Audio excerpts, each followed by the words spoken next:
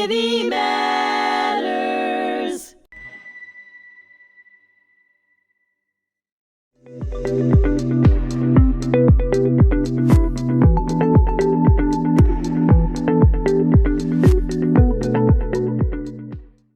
Hello, and thank you for joining me today. My name is Bali Lerner. I'm the Holocaust Memorial and Tolerance Center Executive Director, and I'm very excited that you're joining us here today for Unmasked, Unfiltered, and Unapologetic.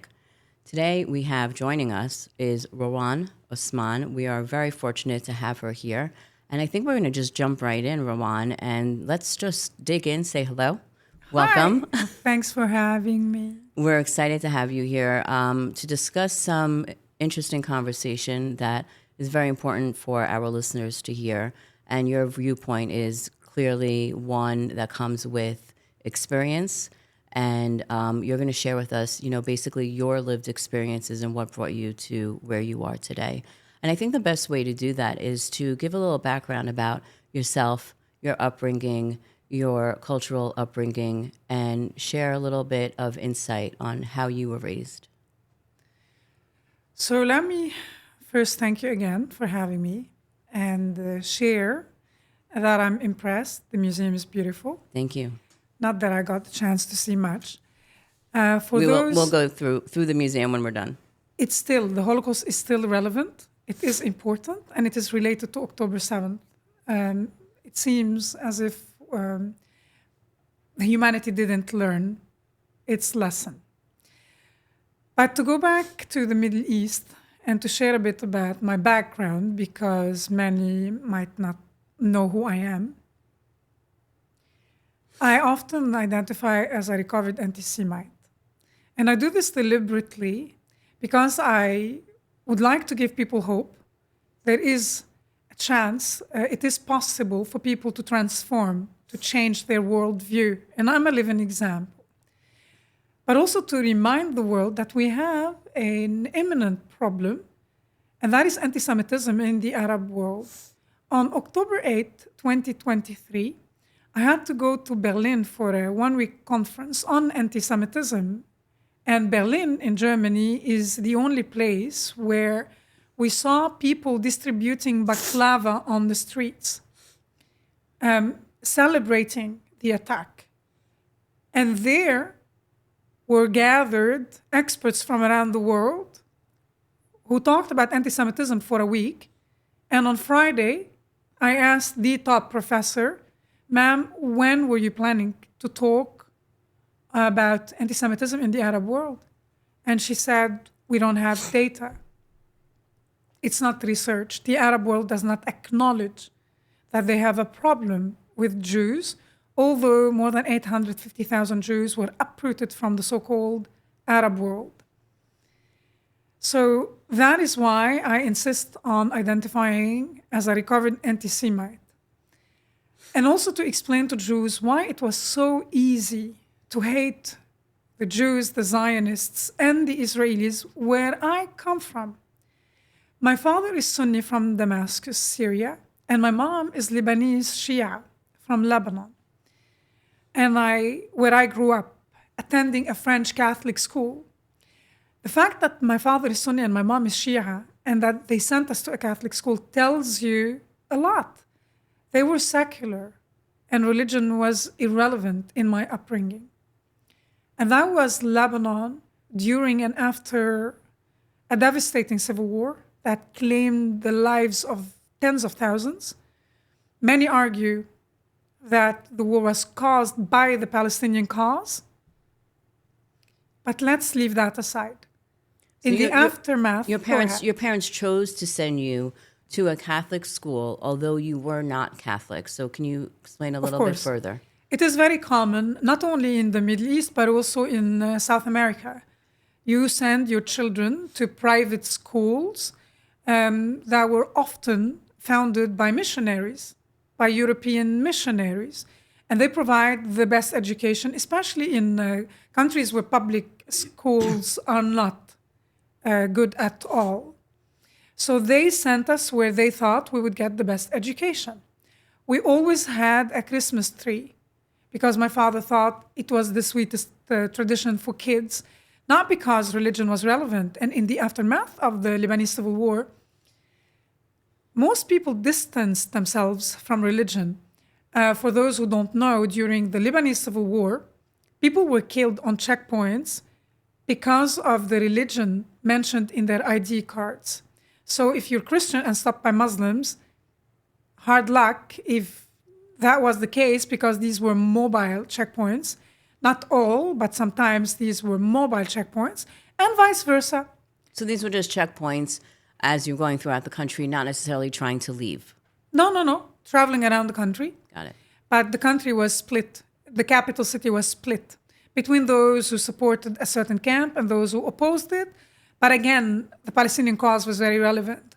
So I grew up in a tolerant society where people did not want to talk about the sectarian tensions, did not want to talk about what really caused this war. Let's move on. The only thing everybody hated or agreed on hating was the Jews, the Zionists, and the Israelis. And the reason I'm repeating the three terms is that we did not make a distinction between Jewish and Israeli and Zionist. This is a farce. We hated all the Jews. Many until today do not even say Israel because they do not want to acknowledge the very existence of our neighbor in the south. So I hate to jump forward because I really want to hear more about your history and your background and growing up.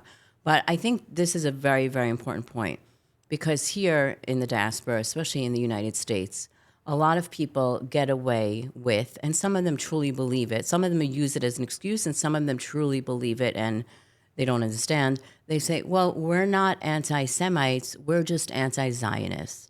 So I think this is important to spend another minute to go back to what you just said. And because that is in the Arab world, basically there is no difference, right? And I believe there is no difference. And again, I believe some people use it against us and they use it as an excuse to spread the hate, the Jew hate. And some of them are really just ignorant and they just think that there is a way to separate. So can you just reaffirm what you said? Because in case anybody missed that, I think it's such an important thing for them to hear coming from you who has the experience and from where you're from. This is exactly why I make sure to talk about it wherever I speak around the world. We never made a distinction between Jewish, Israeli, and Zionist. Why I say Jewish, Israeli, and Zionist? Because on October 7th, we've seen that the enemies of Israel do not make a distinction between even Jewish and Christian and Muslim if you live in Israel. I met the freed hostages from the Bedouin community in Rahat in South Israel. I wanted the Arab world to see that Hamas, who claim that they only targeted soldiers, Israeli soldiers, kidnapped a minor called Aisha, a Muslim wearing a veil, clearly underage. And she was in Gaza for more than 50 days. They killed many Muslims. They didn't stop anybody to ask, are you Jewish? The hatred of Zionists transcends Jew hatred. Anybody who stands today with the Jews is lumped up, is hated for supporting the Jews. I think anti-Zionism is even more dangerous than Jew hatred, because now you're hating the Jews, and anybody who dares support the Israelis, listen to women who were raped. How could you believe them? They're Jews, they're liars, it's in their blood. And actually, I mean, to take it a step further, basically, even if you don't say that you support the Jews or Israel or any which way that you say it, if you live in a democracy like the United States and you believe in women's rights and you believe in freedom that we live by here in the U.S., you automatically do support the Jews, because that's what the Jews stand for. That's what Israel stands for. It's a democracy. It's a democratic state. So just to backtrack, even if you don't say that you support the Jews, if you're living here and you believe in a free democratic state and the freedoms that America affords us, then you are basically supporting the Jews and what they stand for. Just want to make that clear to our listeners. it's also something that I often have to share with Israeli Arabs who hate Israel. Not all Israeli Arabs hate Israel. Many identify as proud Israelis. But those who form a fifth column within Israel, who assume because of my background that we are on the same page, so they told me the truth before my opinions became very public and known. They told me that the Israelis deserved what happened to them on October 7th. So I had to share with them what people go through in their neighboring countries. The fact that most people in Syria and Lebanon do not have medical insurance or a pension system, do not even have a job, do not have basic rights. And you think that the problem is Israel that grants you full rights. Let's take it a step further. Jews in Israel who hate Israel talk to Al Jazeera all the time, bashing their own country, saying it's a fascist country. And if it wasn't a democratic state, how would it allow you for 40 years to bash the country, to curse the president, the prime minister, whichever politician Right. you You want? can only do that because it's a democratic country. It's an oxymoron. Right. And if you hate the country so badly, what are you doing living in Tel Aviv or in Jerusalem? So let's go backtrack for a minute because we can go on. And I do want to go back to, you grew up, let's Yes. backtrack. You grew up in a Catholic, attending a Catholic school. Your education was important to your parents. So they sent you to this Catholic school. And the only thing hated was the Jews. So to tell you, to share with you something that's relevant for your audience, I always tell the Jews, also Israelis, believe me, if you grew up where I grew up, you'd also hate the Jews, and I explain to them why. For example, at school, around the age you are 12 or 13, and we have one curriculum in Lebanon. Whether you go to a public or to a private school, you're all learning the same thing, decided by the state. So you learn the story of the Palestinian people, and it was a 3-page lesson, a history lesson. The antagonist is Theodor Herzl, who invented something called Zionism. And according to his plan, the Jews, who obviously come from Eastern Europe, were going to come to the Middle East and take Palestine from the Palestinians. You also learn the date of the first Zionist Congress in Basel, Switzerland, and the date and the content of the Balfour Declaration, which implies that without the West, this catastrophe wouldn't happen in the Middle East. It is the West that enabled the Zionist project to take place. Now, the most problematic aspect, in my opinion, in hindsight, in this history lesson, Which is based on propaganda and lies. is that we internalize as children that Palestine was a state. Palestine was a state, the Palestinians were a people, and now they are the underdog. And as a decent person, your natural instinct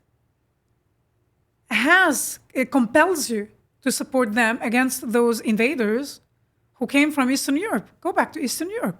We learn nothing about the Holocaust. We're sitting now at the Holocaust Museum.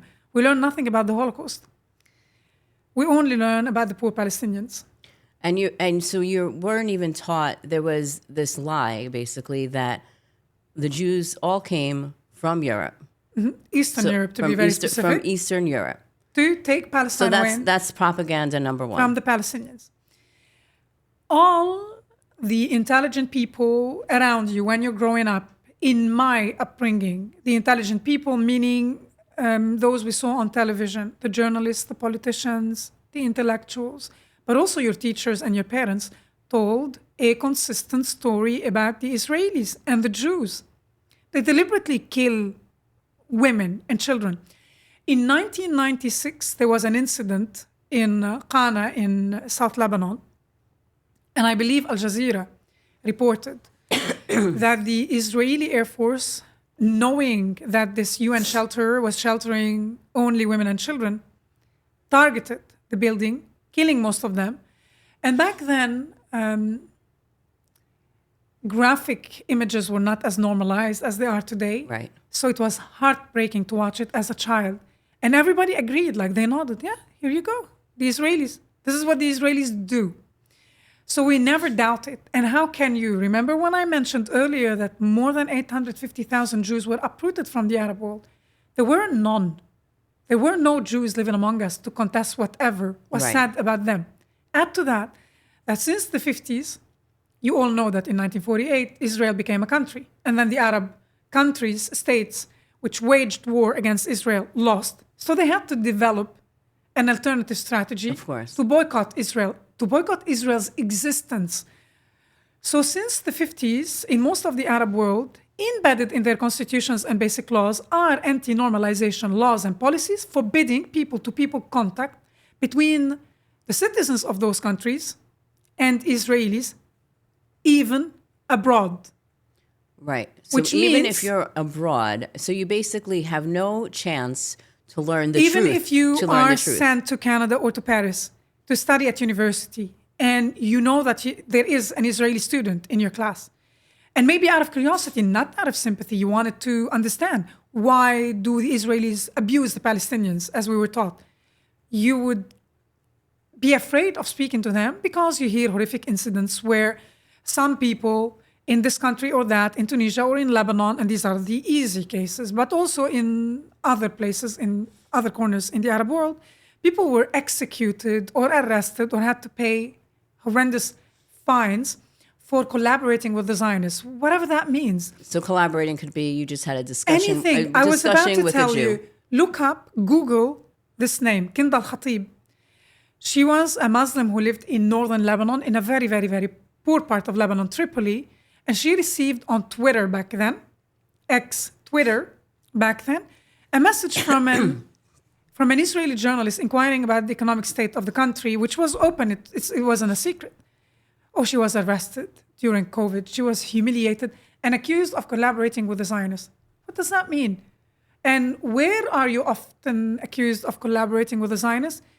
In Iran, for example, where it's really convenient to accuse any political dissident of collaboration with the enemy. And then you get rid of them because nobody course, wants to touch you because after there's you are no- accused there's no of proof, treason. right? And you can say they can You get don't away need to with prove it whatever they in want these countries. right? And we're learning that today. You assassinate their character, they lose their jobs, and it's really easy to throw them in jail and execute them. I remember when I was a child, I was sitting in the back of the car next to my sister, and there was an announcement on the radio, and my father and mother turned pale. The announcement was talking about a woman and her sister. They were going to be executed for collaborating with the Zionists. And my father parked the car. And then my parents were talking about this woman and her sister. We didn't know that this woman was our neighbor's mother. Oh, my Our goodness. neighbor across the street, a girl our age.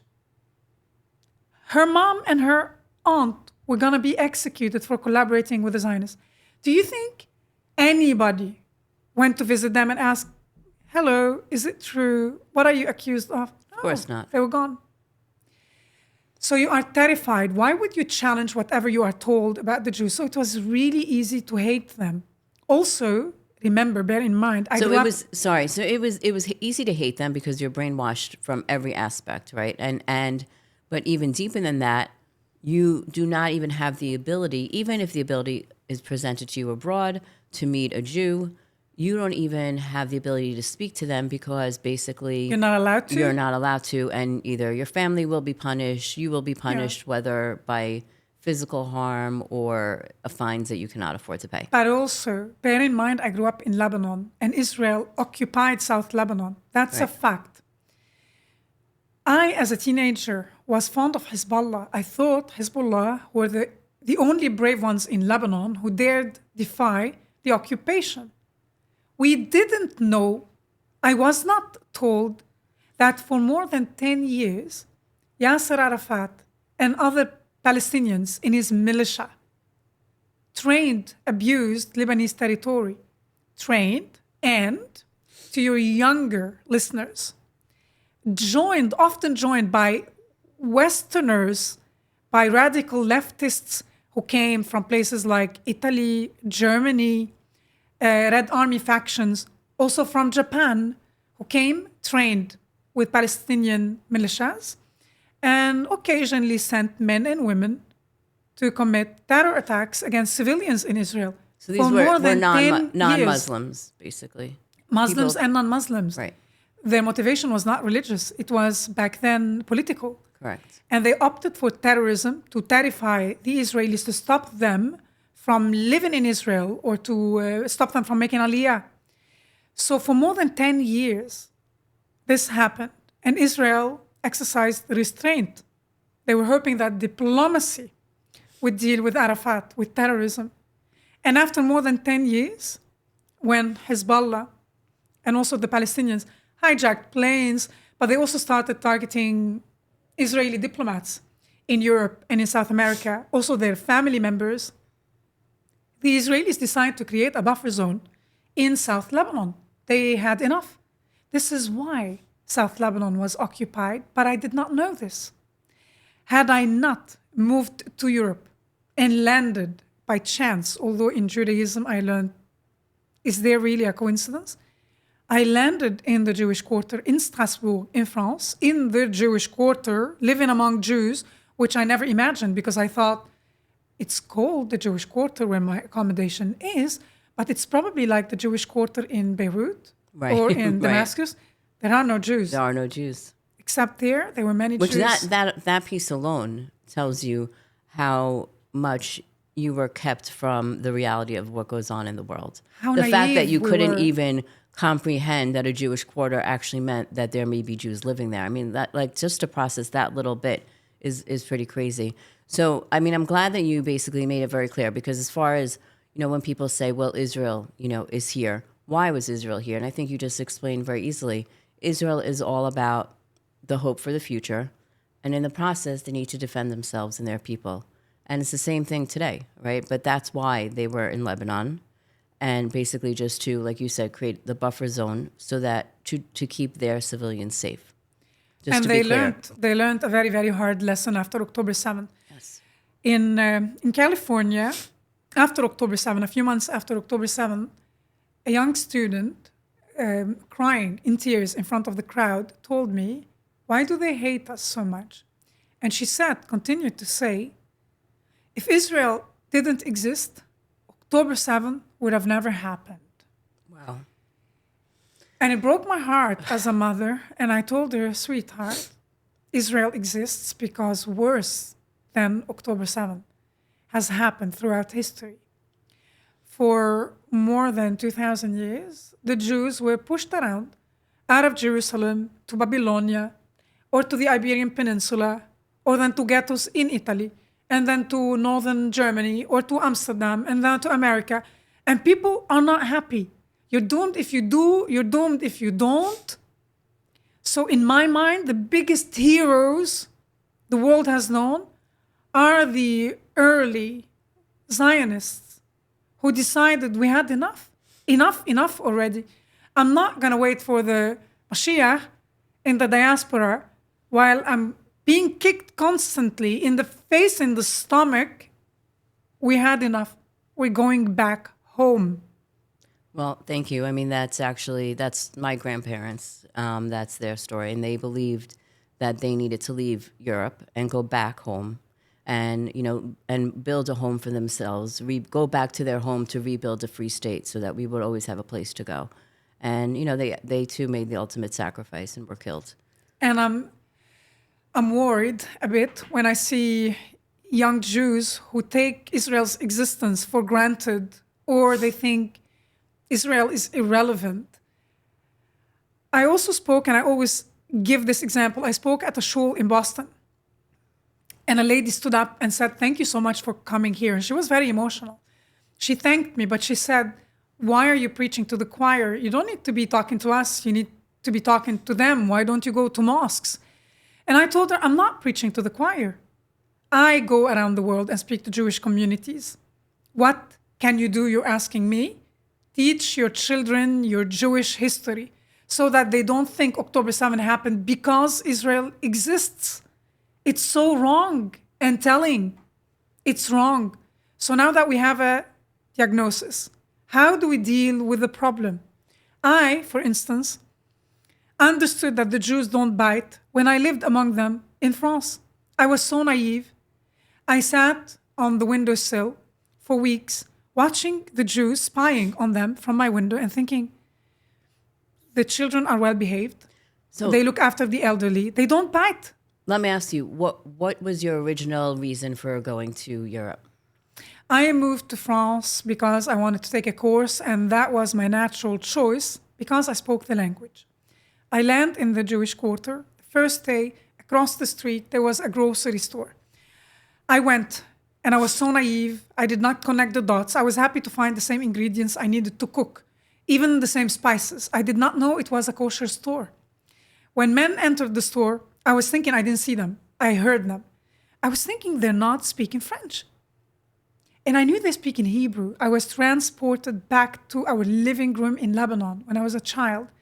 And I remembered because sometimes we got signal from Israel when we were adjusting the antennas back in my days. Right. So I knew it was Hebrew. Why would I know? Because grown-ups, when they walked into the room and realized we're watching Israeli cartoon, they would freak out and change the channel. So I knew this was the language of the enemy. So I turned, I saw 4 Orthodox Jewish men I dressed in can't white even and black. imagine how you must have felt at that I moment. had a panic attack, the first and the last I ever had in my life. I left my stuff, including my purse, my passport. I left my stuff and my shopping, and I ran out, stormed out of the store. I crossed the street without looking left and right, went up to my bedroom door on the 3rd floor, locked the door, although they didn't look at me. And I had to think for a long time, why did my body react this way? And I concluded it's actually really simple. For the first time in my life, in my mid-20s, I was sharing the same space with the Jew, with the enemy. And for the first time in my life, I asked myself, why is the Jew the enemy? I've never spoken to a Jew. Because the Jew is associated with Israel. Maybe that's why. So what is the root?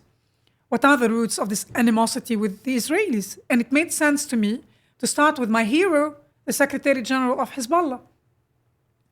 And having access to uncensored information, which was not the case in the Middle East when I grew up.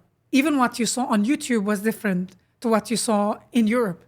So what I found online, whether on YouTube or what I could read in Europe, was very different. And it shocked me because I realized I did not subscribe to Hezbollah's agenda. I don't want Lebanon to become an extension of the Islamic Republic of Iran. God forbid. What are you talking about? Did people know? I was thinking, I made a discovery. Do people know? Of course they knew because Hezbollah published their manifesto in the newspapers. So when you're in online Lebanon. and you're researching all of this, and all of a sudden you have access to all of this information that you went over 2 decades without ever accessing this, did you think they were lies initially? I can't even imagine after 2 decades to actually have the ability to realize there's a lot more information out there that I didn't know. And can I trust it? So, first of all, I was very angry because we were brainwashed, intensively brainwashed. So I felt like a fool. I was also very angry because tens of thousands, at least tens of thousands of lives could have been spared had the Arabs had adopted a different stance early in the 20s when they learned about the Zionist project. This entitlement, it's our land, it's ours exclusively, Jerusalem is ours, led to where we are today. Right. It led to October 7th directly.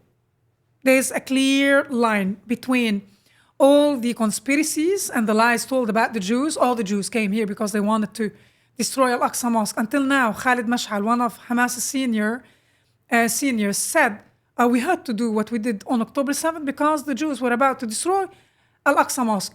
It's actually a Talmudic conspiracy. And I said this to a moderator on television. You know nothing about Jews. You know nothing about Judaism. How can there be a conspiracy in the Talmud about Al-Aqsa Mosque? Al-Aqsa Mosque didn't exist when the Talmud was written. Are you insane? And what do when we say the Talmud was written as if it's like a booklet, it's not one book, it is massive. And in which language did Mr. Khalid Mash'al read the Talmud? It's a joke. Right. But it's a bad joke that leads to a lot of death and destruction. But besides my anger, I had to battle with my ego because my worldview was shattered. I felt like a fool, angry, but I knew nothing. And how long did you live in that area, in the Jewish quarter? I lived in France for a year, but it took me 8 years of reading to trust myself to return to Strasbourg with my son. I showed him where I lived. I showed him the kosher store. I wanted to tell the storekeeper what happened that day and to thank him. Because when I returned and the man had left, he asked me where I come from. And I lied. I told him I left that way because I forgot my wallet. When he asked me where I came from, he knew what happened earlier. And instead of reacting badly, he allowed me to save face. He was very kind, smiled. We had a chit-chat. He helped me with my bags. And by that, he allowed me to return to the space, to the same space. He made it safe for you to come back, even though he knew your fear. He welcomed me, and by doing that, he converted me on that day from an enemy to an ally, without intending to. Just to be himself, Being kind and understanding. Kind. He understood. And I came back. So he met me halfway. So I went back to tell him, but he was gone. It was no longer a kosher store. And I asked if I can enter the synagogue with my son. So they gave me a VIP tour. I was overwhelmed by the kindness of the Jews, something I still experience until this day. So everything the world thinks about the Jews, the world that hates the Jews, is exactly the opposite of what the Jews and Judaism are. And that is infuriating, outrageous, especially when it leads to more killing, to more death, to more escalation, to more polarization. So I had to battle with my ego to understand that our side is the aggressor. We were the assailants, not the Jews. And suddenly, everything fell, like the stars aligned, to use a cliche. It made sense. And I thought, of course, the Jews did not come from Eastern Europe. Where do we learn about the Jews mostly? In the Quran. It goes on and on and on about Bnei Israel. And I attended the French Catholic school. The Jews come from the region. Jesus was a Jew. So it made sense to me. Everything was so obvious. Like I felt, how was I so stupid? Right, because clearly all the facts and all of history, even archaeology, proves what you're now learning for the first time in your late 20s. You mentioned archaeology. Until this day, in the media in the Arab world, they talk about the alleged temple of Solomon, the alleged temple. It is not even contested in archaeology that the temple existed. The Western temple, the Western wall, is the extension of that temple. So archaeologists are not contesting the existence. It's fact. It's fact. It's been proven. What is not proven is the connection between Prophet Muhammad and the Western wall, which is called in Arabic the Burak wall, because Prophet Muhammad allegedly went up to paradise from there. His winged animal, horse-like animal, that took him to paradise, stepped on one of the stones of that wall. And it might have happened in reality, it might have happened in his dreams.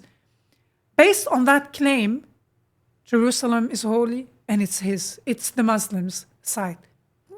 Who agreed to this? Right. To the status quo today? I tell the Muslims, it's a fact. I studied Islamic studies. Jerusalem is not mentioned once in the Quran. Not mentioned once in the Quran, more than 800 times in the Bible, in the so-called Old Testament and New Testament. And Jerusalem for the Jews is like Mecca, is what Mecca is for the Muslims. Why do you want to take it away from them? Why do you think that the Jews desecrate the Temple Mount? They can provoke, instigate a third intifada because they go and pray there. I saw you muttering, you Jew, were you praying there? I'm happy that today I heard in Israel that this year alone, tens of thousands, like this year alone in 2025, tens of thousands of Jews went up on the Temple Mount and prayed. And this is revolutionary. Right. Yeah, of course it should be the case. Are you insane? Who accepted the status quo? It is their holiest site, and they are not allowed to mutter. I went to Temple Mount once this October, and the Israeli security took away my siddur. They took away my prayer book, not to upset the Muslims. So I think that's really an important part of what, again, a lot of this is you uncovering the truth. And so much of it is the people that are causing the problems today. And I don't mean, obviously, Iran and its proxies, but I mean even, the academics that don't really understand the truth, right? That from the United States, they sit here and they go into the streets and they protest Israel and they protest against Jews, but they've never been to Israel. No. So they don't understand that, and they call Israel an apartheid state. Yeah. Meanwhile, and they say horrible lies about the Israeli army, about the IDF. But yet you lived it. You go to the Mount and you see now actually the Israeli army, the IDF, took away my prayer book, not to provoke the Muslims. Exactly. So they are basically it's not even that someone with a Jewish prayer book would want to cause harm, but even taking an extra step. They just want to pray. An extra step. The army is Yes. basically saying we don't even want to upset them, so we're taking this away. So here, I mean, you've just basically debunked so many of the lies and the propaganda, and the fact that they say Israel's an apartheid state, which we know is a joke. It's a joke. I've been to Israel 18 times. So I went a long way from being a recovered anti-Semite to being a very vocal, outspoken Zionist. And I'm proud of it. And I'm proud of Israel and the Israelis. And I'm proud of the IDF. And no, it is not fun at all to go to war.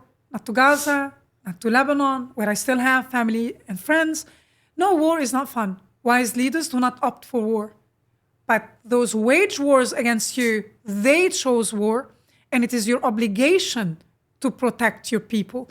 Any country around the world would have reacted the way Israel did, because war was the only way any nation would respond to what happened on October 7th.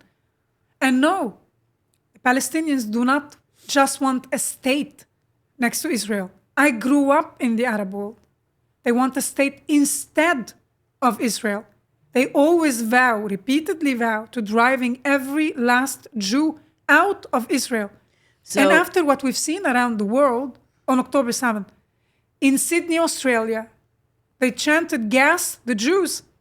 I want to tell the Jews who think that Holocaust education is the antidote for anti-Semitism and Jew hatred. It's about time you understood. Many do know what happened to the Jews. They do know what Nazi Germany did, and they're upset because Hitler did not finish the job. It is surreal how widespread Jew hatred is. And if you don't want them in Canada, and you don't want them in the US, and you don't want them in Australia, and even in Poland the other day, we were seeing a video of a Polish guy telling Orthodox Jews, go back to Israel. You want them to go back to Israel, or you want them to leave Israel and give the country to the Palestinians? So you have to make up your mind. But I'm not asking people to choose what happens to the Jews. The Jews are no longer asking for your permission. And this is what happened when the state of Israel was established. They're no longer asking for your permission.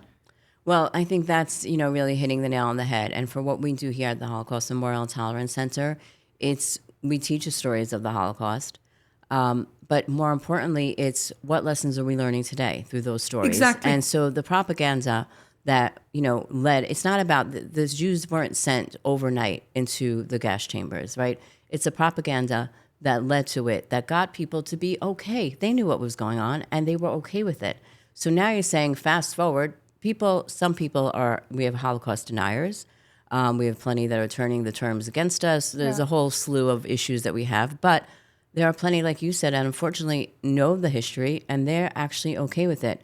So what we do here at the center is we have updated it to modern day. So when you look at the map, for example, of all the countries that the Jews were exiled from, and including Eastern Europe and including the Arab countries, in the Mideast.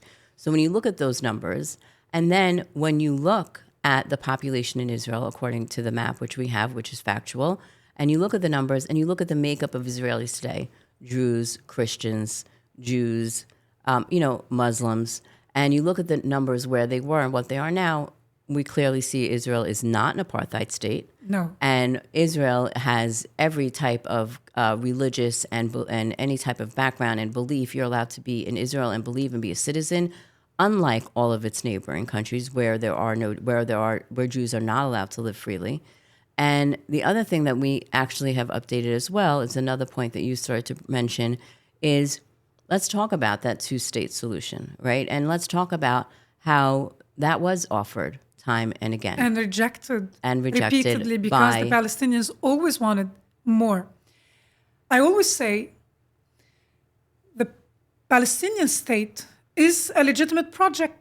You can have a project, but not every project materializes. Why don't the so-called Palestinians, these are the Arabs of Palestine, the Jews of Palestine, but also some Arabs and some Christians and some Druze, etc., of Palestine, now became Israelis? Why didn't those who now identify as Palestinians have their own state? Israel prevented them. They went to negotiate repeatedly. And whatever was offered was rejected for whichever reason. Let's not get into that. You don't have a Palestinian state today because of their failed leadership. The Palestinians are not fit for governing. I'm not saying this because I want to attack them. We have to only examine the empirical evidence to see that their leadership has always been either terrorists, consisted of terrorists, or of corrupt leaders, or of both. What they've done to their people is unforgivable. Exactly like what Hamas chose on October 7th, opting for terrorism again and bringing a devastating war upon the Gazans. Do they mind? Why did Yahya Sinwar, who started the war, take his wife and his children on October 6th down to hide them in a tunnel with a screen, TV? They need to be entertained while other Gazans and their children were left exposed. Why would ground. Hamas build more than 500 kilometers of a network of more than 500 kilometers underground and not a single shelter? Even a child asks this question. Why not a single shelter? Why didn't they offer to hide the children in one of the tunnels? Why leave them exposed? Now, there is a dangerous game going on where the world is trying to promote the Palestinian Authority as the moderate Palestinian partner for this future Palestinian state. People have to understand the Palestinian leadership, even in the so-called West Bank, in Judea and Samaria. The president of the Palestinian Authority, Mahmoud Abbas, you have to Google his PhD thesis, where he argued that the Holocaust is a fabrication by Zionists. Some died, the numbers are exaggerated. Of course, he knows better than the Germans who themselves documented their crimes. Right. But Mahmoud Abbas and other deniers know better.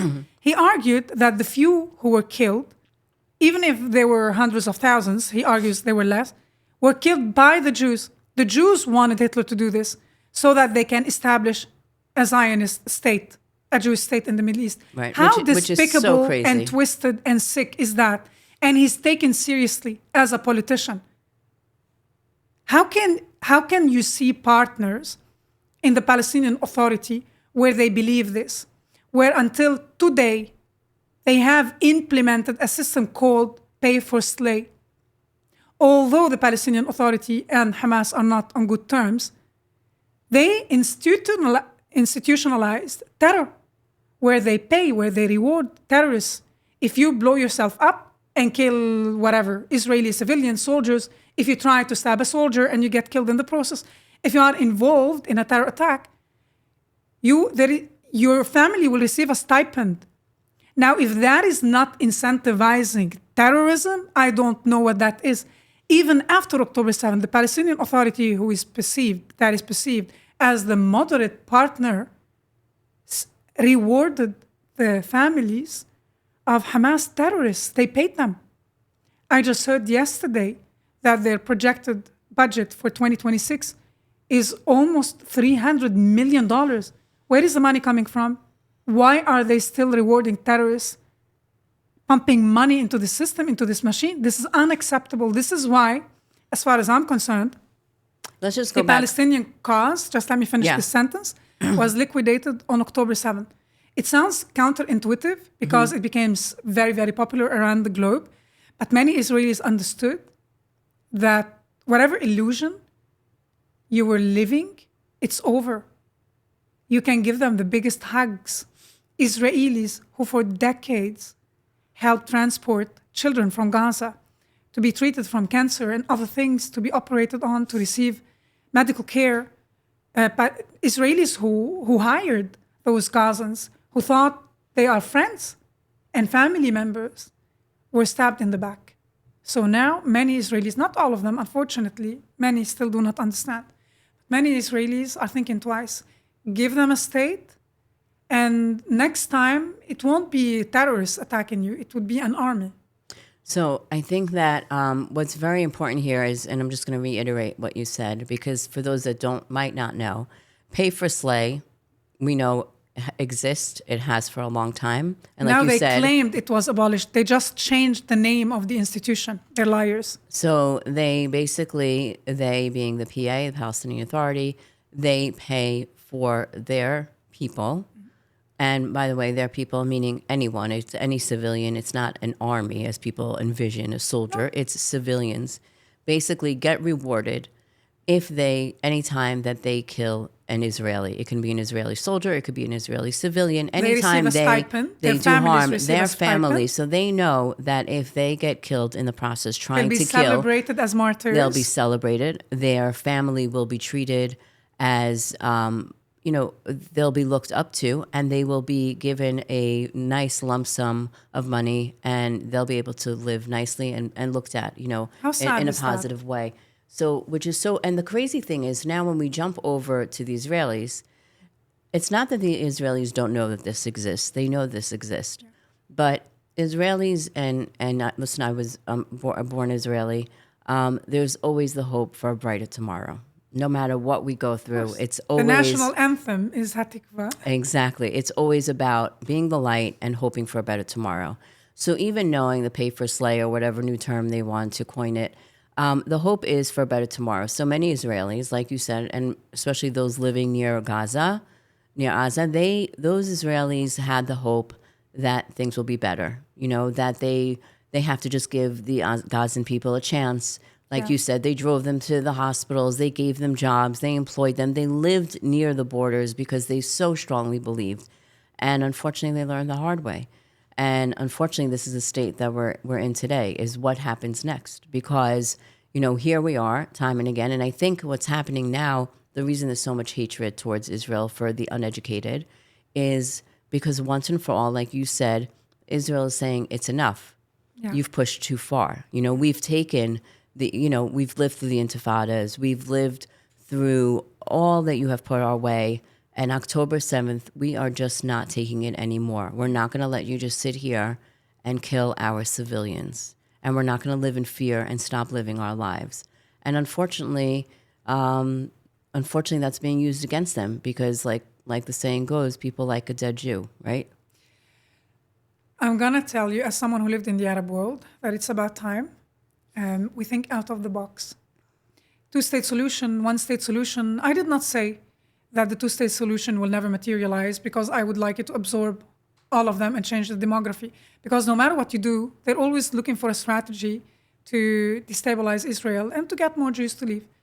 We have to think out of the box. Do I have a solution? No. But we have to understand that a Palestinian state, in whichever form and shape that was imagined before, will never happen. And I will add, and I will finish with this. It's very important to get educated on the conflict. When we say Palestine today, my mother tongue is Arabic. It's not even an Arabic word. There is no P in Arabic. Right. Palestine. What do we mean by Palestine and Free Palestine? We are referring to the British Mandate of Palestine, which consisted of today's Israel, Gaza, the West Bank, and the East Bank. Again, Judea and The Samaria. British Mandate of Palestine consisted of today's Israel, Gaza, Judea and Samaria, and Jordan. You want to call them West Bank? We have to call it East Bank. You want to call it Judea and Samaria? Then we can call it Jordan. More than 78% of the land was already given to the Arabs. And the Jews were satisfied with the remaining 22%. They thought it's going to be the Jewish homeland. And they did not want it Arab rein, like they didn't want all the Arabs to leave. But they accepted to divide the 22% remaining of the land. Of the area that was called Palestine at the time, not the state. There was no state ever. No. And the Arabs said no. The Jews, after losing 78% of the land, based on the promises the British gave to the Arabs, they gifted 78% of the land to a family that is today the royal Hashemite family. I always ask people who are so upset they want the two-state solution, where does the Hashemite family come from? They don't know. They come from today's Saudi Arabia, from the Arabian Peninsula. The Hashemites did not come from the region, but it bothers nobody that they were gifted 78% of the land of the British Mandate of Palestine. I don't want us to undo history. I want us to move on. They called it Jordan. They could have called it Palestine. That is one thing. 90% of the people who live in Jordan are Palestinians. We have to think out of the box and find a way, because it's time for divorce. There is no way for those two narratives, the Zionist and the rejectionist, the maximalist Palestinian claim, to coexist. There's no way. I mean, if you don't understand that, even after October 7th, there's something broken with you. So, being that we're an education center, and I mean, the reason that we are here is to educate, because we truly feel if you want to make a difference, and clearly when you think about the only reason that you believe the lies and the propaganda you believed in was because it was all around you. It was in your education system. Yeah. It was in your every piece of your cultural life. And then any opportunity that you could even think about possibly gaining actual information, you were basically scared and petrified to ever reach out and learn any of that information, and that was the way they kept you from knowing the truth. So education is a huge element, and that is why we do what we do. We teach the Holocaust. We tie in modern day, propaganda, and that's what we need to continue doing. And, but education also is for adults. So we just recently had here someone from Bahrain and someone from Morocco, and they are working, countries that are part of the Abraham Accords, and they are working on trying to educate people. And God bless them, because, they come here, they come across the world, and they go back to their country, and they try and bring Israelis to their countries. They try to bring people from their country to Israel, to basically give them the experience that you received firsthand, because they're not receiving it. So I have to end with some hope, that there is hope for a future where we can educate people. As overwhelming as it sounds and as overbearing as it feels at times, we have to be hopeful. And I think a huge part of it is people like you, who were able to see for themselves the truth and the facts, even though it went against all of the propaganda that you were fed all this time. So I can't thank you enough for your recovery of being an anti-Semite, and for not only being here today with us, but for really making this your mission and educating people around you, and educating Jews and educating non-Jews about the importance of learning the facts. Before we sign off, is there any, although you've given us so much to think about, is there any last words that you would like to say to people on how they can simply take action within their own communities? I can tell you that for decades, the Israeli narrative was omitted from the existence of many Arabs and Muslims. Today, although social media is a dangerous tool, it also enables the Jews to take their voice back, to tell their own story. So tell your own stories. Tell your own stories, and don't let them, the enemy, tell your story. One, like in the age of social media, you have that ability. Anti-normalization laws and policies cannot omit you, erase you anymore. Two, remember the storekeeper who converted me from an enemy to an ally through a simple act of kindness. Each one of us is an ambassador one way or another. And the world will judge the Jews by the way one Jew behaves. Now they're going crazy. Epstein was a Jew, he was a Zionist. The world will judge the Jews by the behavior of every single one of us. So bear in mind that you are an ambassador and mind the way you behave and never lose the goodness of your heart. Never, ever. If we become like Hamas, and I say this to my Israeli friends, they won. And we cannot allow this to be the case. Sometimes we're angry and frustrated, but we shouldn't lose track of who we are. And the Jews are the people who are supposed to be a light unto nations. Remember your mission, be proud of it. There's nothing wrong with you and everything wrong with the world. That's so powerful. We actually recently had an American lone soldier, an IDF lone soldier, speak with a group of high school students not that long ago. And they said to him, at what point did we stop? At what point did we stop doing good all the time and just, give up? And he said, never. He said, because the minute we change who we are, we become no better than them. And when he said them, he means the terrorists. And so I think that's great advice for everyone, right? Be kind, be true to who you are, be true to your values. And in the Jewish faith, we have to stick to that and we can never shift. I do want to just say a quick shout out to your movie, and I'll let you just talk about it before we sign off, because it's so important that everyone go out and see your film, again, because it's a voice of reason and of enlightenment. So we made a documentary with two rabbis, Raphael Schor and Shalom Schwartz.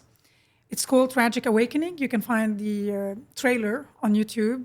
Hopefully soon you will find the whole film online.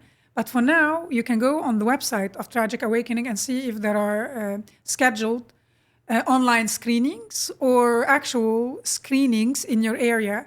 And I encourage you to watch it, not because I'm part of the project, but I was part of many screenings where I attended, where I spoke at those events. And we always have the same reaction at the end of the film. You drop a pin, you hear it. It's food for thought. People stop and think. Even after 50 minutes of watching, they all stay in their seats and they look at each other like to realize what we're up against, but also to understand the Jewish people have been through worse than that. So examine the theory that is presented by the rabbis in this film, why the Jews are hated, and how does that tie back to Mount Sinai and the Ten Commandments. Rawan, thank you so much. And I was going to say, we're after we end this podcast, we're going to discuss finding a date to show the movie as well, because I think it's very, very important. So thank you so much for all you're doing, thank you for having us and for being here today. Thank you. And thank you for joining us at HMTV.